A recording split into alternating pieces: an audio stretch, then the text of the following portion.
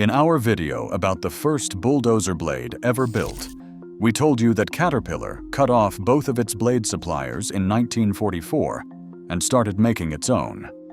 One of those suppliers was R.G. Letourneau, who sold everything to Westinghouse for $31 million. We covered his full story, but we never told you what happened to the other one.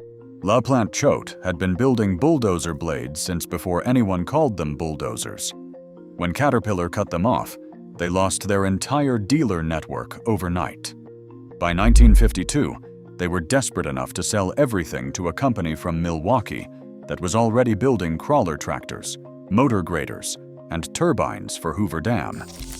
A company that had secretly built the equipment that enriched uranium for the atomic bomb. A company that would go on to create the largest bulldozer on Earth and the world's first fuel cell vehicle. That company was Allis-Chalmers, and within 33 years of buying LaPlant-Choate, it would be completely gone. This is a Lost Giants episode. To understand how a company this powerful could vanish, we need to start at the very beginning. 1861, Milwaukee, Wisconsin, a sheriff's sale. A businessman named Edward Phelps Allis bought a bankrupt foundry called Reliance Works at auction. Allis was not an engineer. He was a leather tanner turned banker who saw opportunity in the wreckage of the Panic of 1857. The foundry had about 20 workers making basic grain mills, but Allis had a talent that mattered more than engineering. He could spot the right people and get out of their way. Over the next 2 decades, he hired 3 men who transformed his foundry into something nobody in Milwaukee had ever seen. George Hinckley perfected the commercial bandsaw, and American Lumberman magazine compared him to Andrew Carnegie.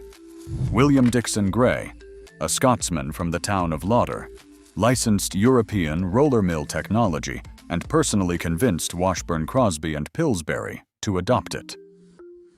That single decision made Minneapolis the flour capital of the world, replacing St. Louis virtually overnight.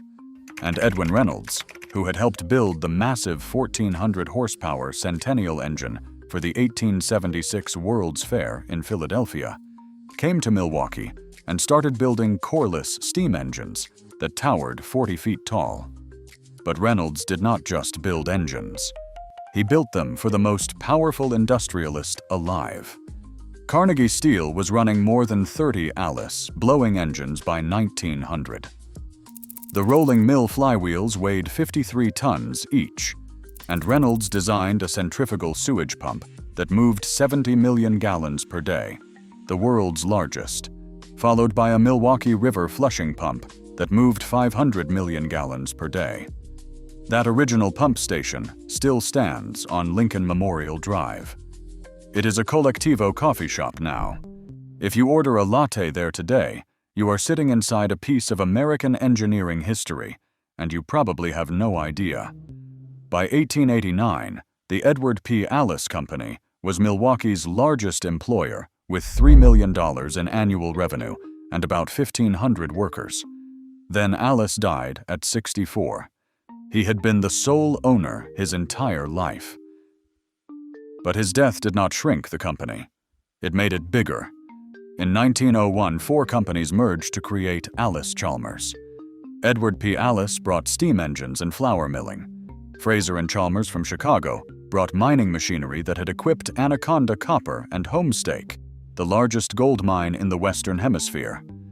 Gates Iron Works brought rock crushing, and Dixon Manufacturing from Scranton brought compressors. The combined company bought 96 acres southwest of Milwaukee for $25,000 and built a factory so large that an entire community grew around it. That community became the city of West Allis in 1906. At its peak, the West Allis Works would cover 160 acres with 4.1 million square feet of buildings and 21 miles of railroad track. Allis-Chalmers did not just build a factory, it built a city. In 1904, they acquired Bullock Electric, which gave them generators, motors, and transformers. Their slogan became, "Ours the 4 powers," Because no other company on Earth could build machines running on steam, gas, water, and electricity. Their engines had already helped power the 1893 World's Fair in Chicago, where a massive Allis steam engine ran the Westinghouse alternating current station that illuminated the entire fairground. That was a defining moment in the War of Currents. Even Nikola Tesla came to work at Allis-Chalmers. From 1919 to 1922, Tesla collaborated with chief engineer Hans Dahlstrom in Milwaukee on the bladeless turbine. It never reached commercial production, but for 3 years, the most famous electrical inventor alive worked for a company that also built tractors. And in our Hoover Dam documentary, we covered the cableways and drilling jumbos that killed men by the dozen. But we never told you who built the turbines that actually generated the power. Allis-Chalmers built 7 hydraulic turbines for Hoover Dam, with 4 of them rated at 115,000 horsepower each. The first 3 began operating in 1936. Think about what this company was by the mid-1930s. Turbines for the biggest dam in America. Engines for Carnegie Steel. Technology for Nikola Tesla. The only manufacturer on Earth that could claim all 4 power sources, like and subscribe. That was the industrial empire. Now we need to talk about how Allis-Chalmers tried to fight Caterpillar, because that is where everything started to go wrong. The company had nearly died once already. In 1912, it went into receivership. The mergers had been expensive, the expansion aggressive, and the money ran out. A brigadier general named Otto Falk was appointed receiver, reorganized the company in 1913, and pivoted hard toward agriculture. That pivot saved the business and produced one of the great outlier facts in tractor history. On October 13, 1932, Allis-Chalmers became the first manufacturer to offer pneumatic rubber tires on a production tractor, the Model U. To prove the concept, they hired racing legend Barney Oldfield, who set a tractor speed record of 64 miles per hour in Texas. Ab Jenkins then broke it at the Bonneville Salt Flats at 67.8 miles per hour and got a belt buckle engraved with the world's fastest farmer. He described the ride as like riding a frightened bison. The Nebraska tractor test showed 45% better fuel economy on rubber. That was the kind of engineering Allis-Chalmers was capable of when they were focused. But focus was exactly what they could not hold.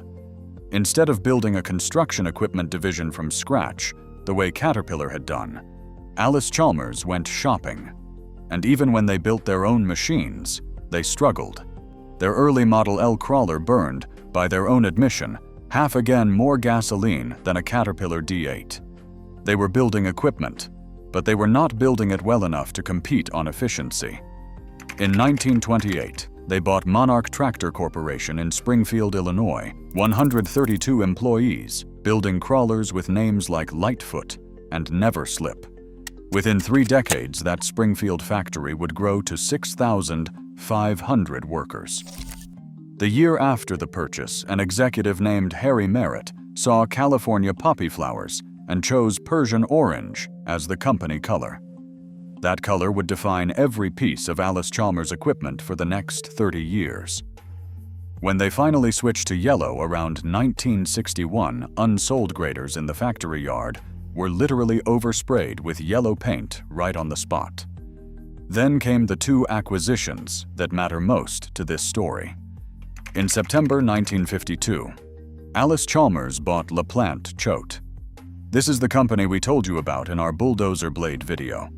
LaPlant-Choate had believed they built the first commercially produced bulldozer, reportedly used at a garbage dump in South Milwaukee around 1920.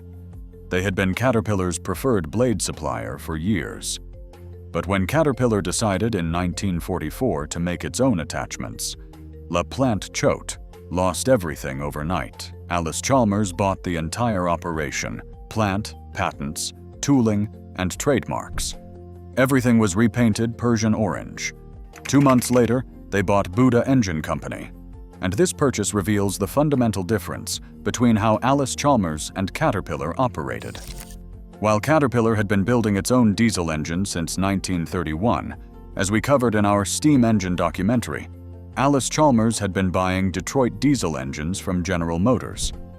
That arrangement worked fine until General Motors bought Euclid, a competing heavy equipment maker. Suddenly, Allis-Chalmers was buying engines from a competitor. So instead of developing their own diesel, they bought Buda, a company with 1,200 employees in Harvey, Illinois. The author William Haycraft, who wrote Yellow Steel, The Definitive History of the Earth-Moving Industry, saw this clearly. Allis-Chalmers bought companies instead of building research and development.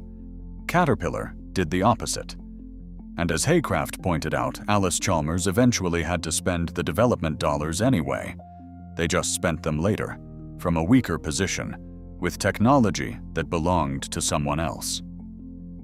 We have covered how the company grew, the founding, the mergers, the acquisition strategy that looked smart but carried a fatal weakness. But before we get to the machines, we need to tell you about the war, and about an armored car. In January 1941, almost a year before Pearl Harbor, 7,800 workers at the West Allis plant walked out during the defense buildup. The strike lasted about 76 days. On March 31st, the Milwaukee police did something that had never been done in American labor history. They put officers inside an armored car, had them fire tear gas through slits in the armor, and drove that car straight through a picket line of 3,000 workers. Only 1,200 of the 7,800 strikers went back.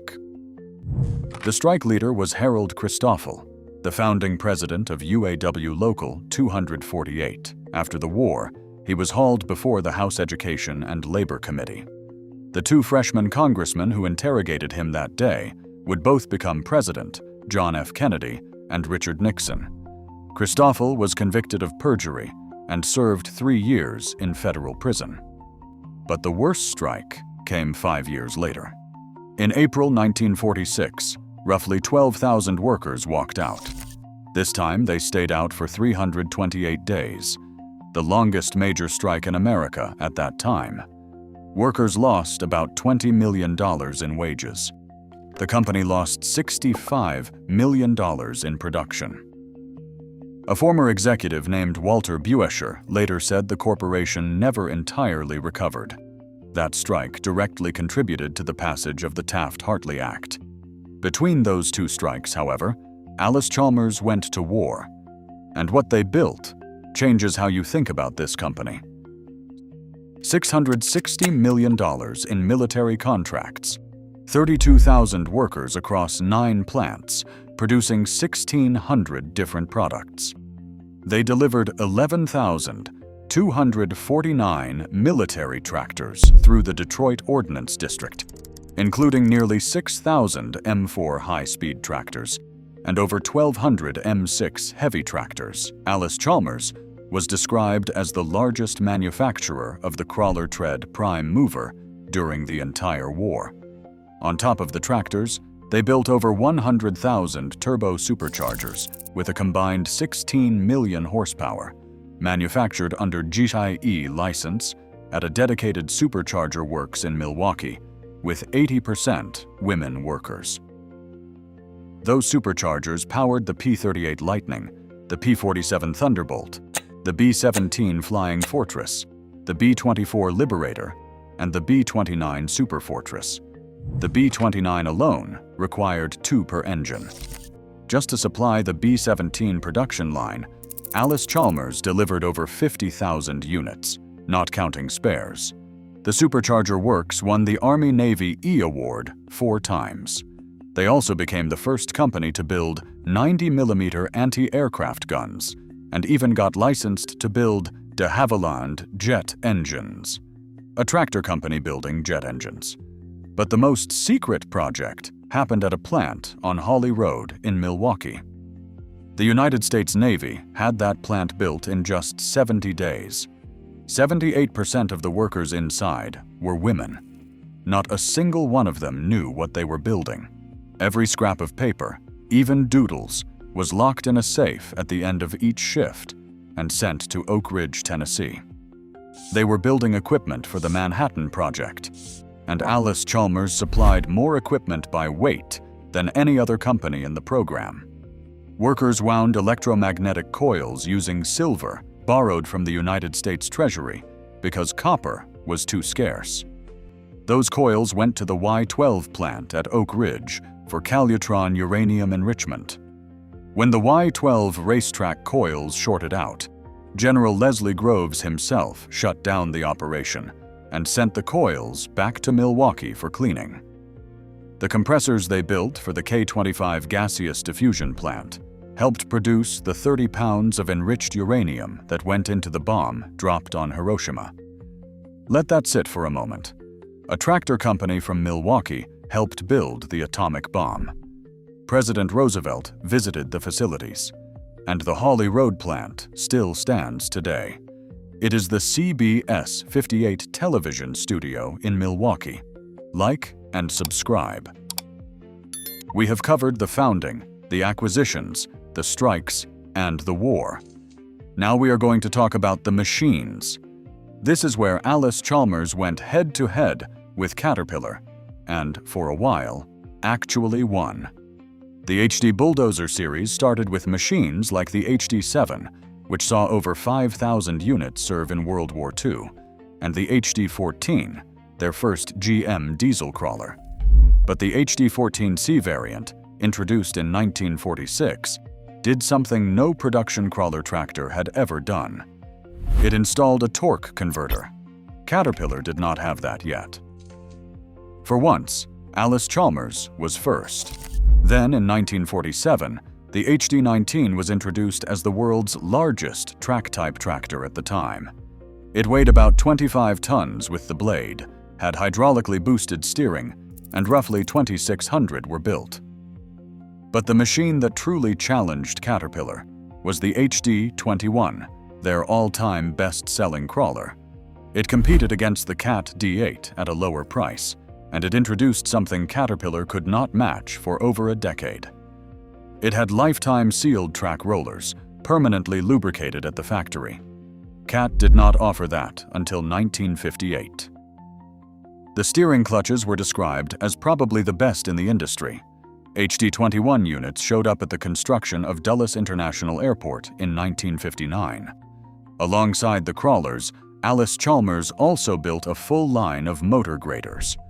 The lineage that started with Ryan Manufacturing in 1932 eventually survived through the Fiat-Allis years and into the Nor-Am 65E, which was still being marketed into the 2000s.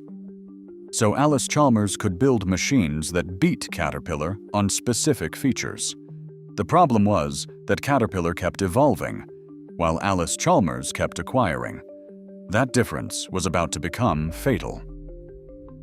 But first, the biggest machine of all, the HD41.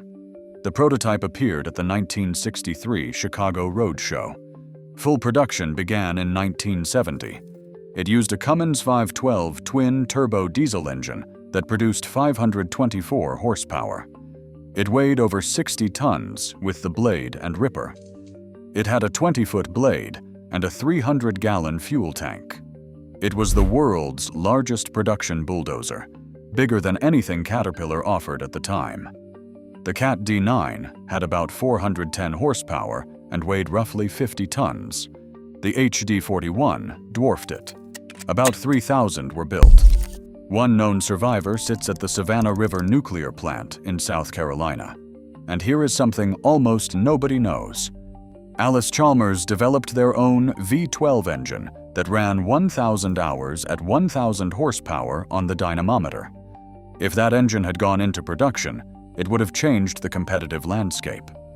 But in 1974, the Fiat joint venture took control of construction equipment decisions and killed it. The biggest bulldozer company that was not Caterpillar had just handed its future to an Italian car manufacturer. The machines were only half the story. On October 15, 1959, engineer Harry Carl Ehrig demonstrated something on a company-owned golf course outside West Allis that was 7 years ahead of anything General Motors would build. A tractor powered entirely by fuel cell technology. Erig had been working on the technology since 1951. The tractor contained 1,008 individual cells arranged across 4 banks, producing 15 kilowatts and driving a 20-horsepower DC motor. It weighed 5,270 pounds and could pull 3,000 pounds at the drawbar. It was completely silent.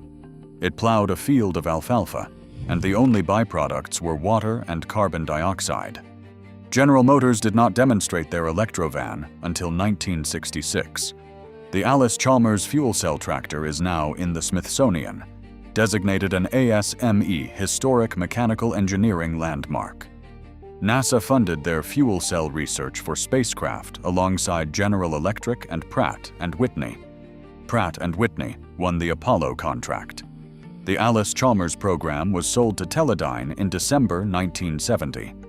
But fuel cells were not the strangest thing Allis-Chalmers ever built. They also built nuclear reactors. Allis-Chalmers built the Elk River reactor in Minnesota, rural America's first atomic power plant.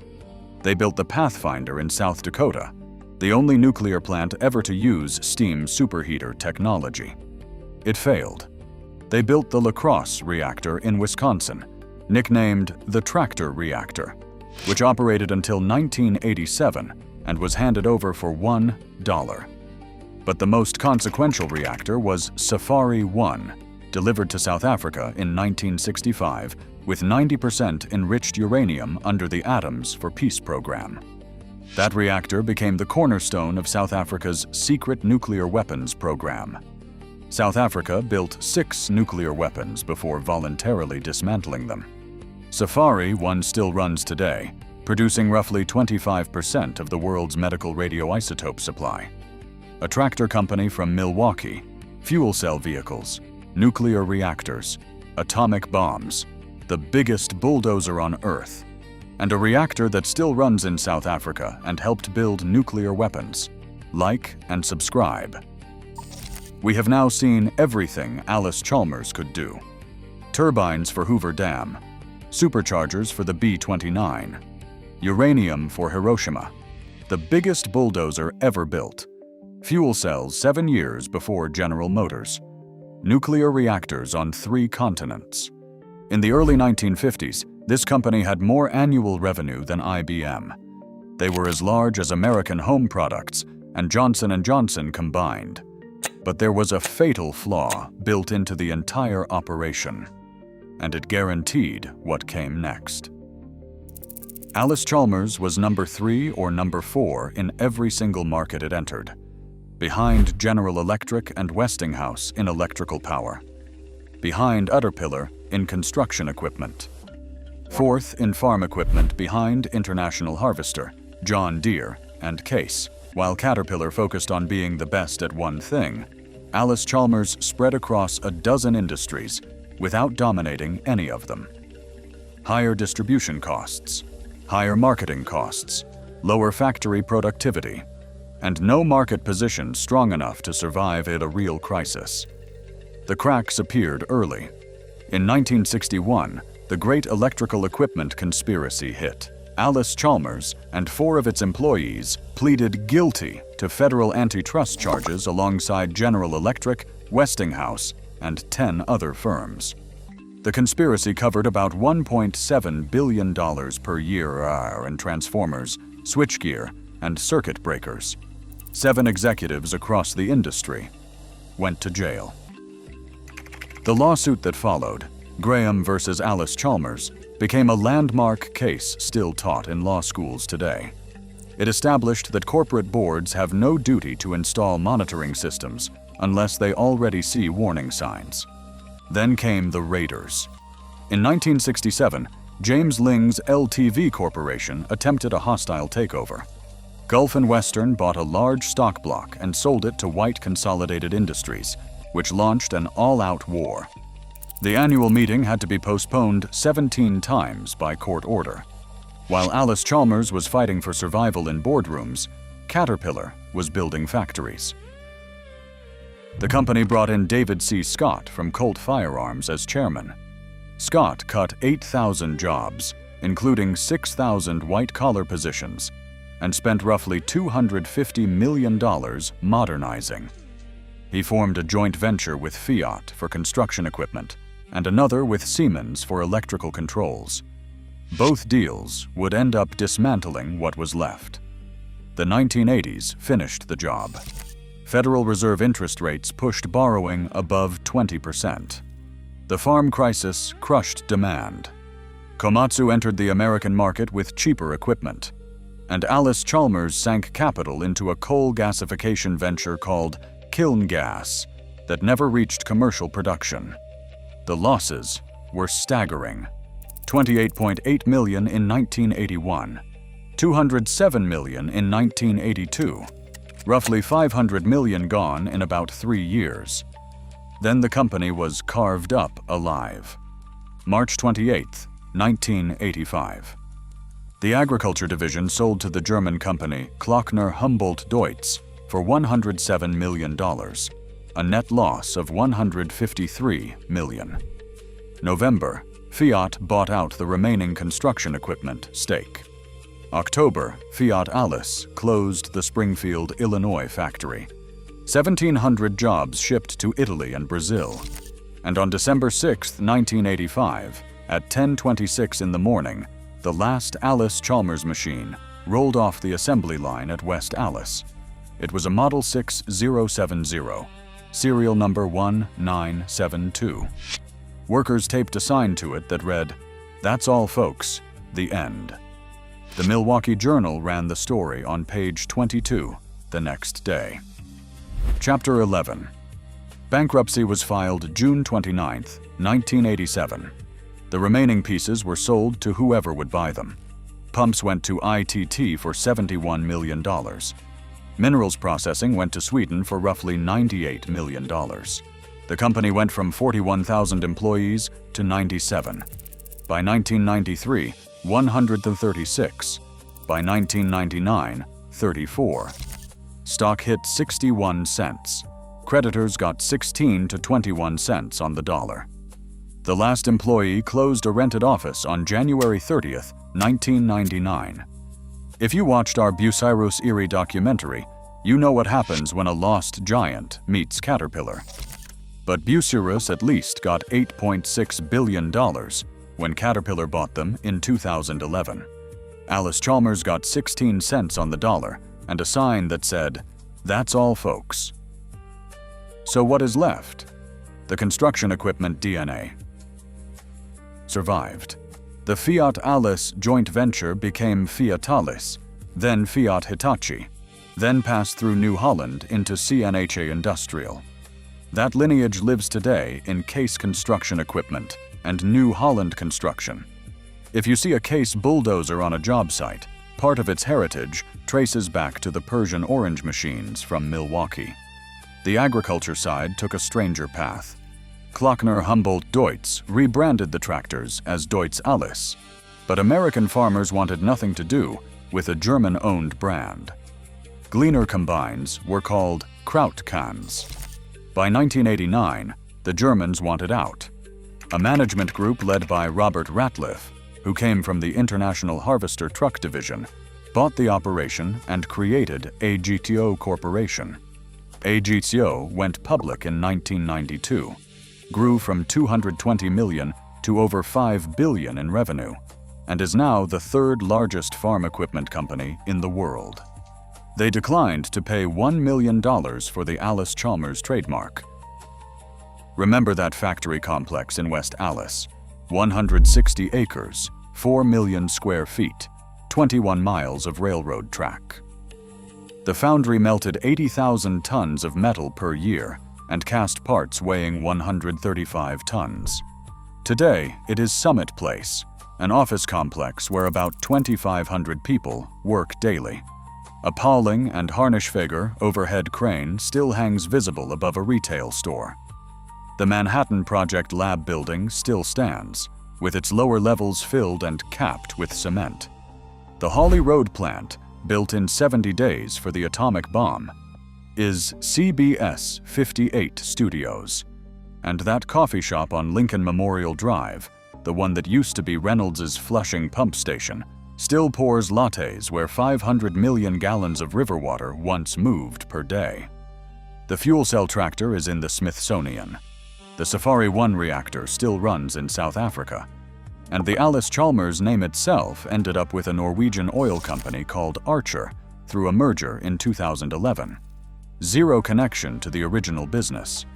A company that powered the World's Fair, employed Tesla, armed the atomic bomb, built the biggest bulldozer on Earth, and invented fuel cell vehicles before anyone else.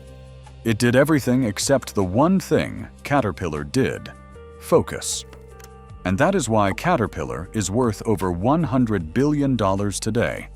And Allis-Chalmers is a coffee shop, a TV studio, and a sign that said, "That's all, folks." Like and subscribe. If you want to see our next video about the 10 biggest pile drivers on Earth in 2026, you already know what to do.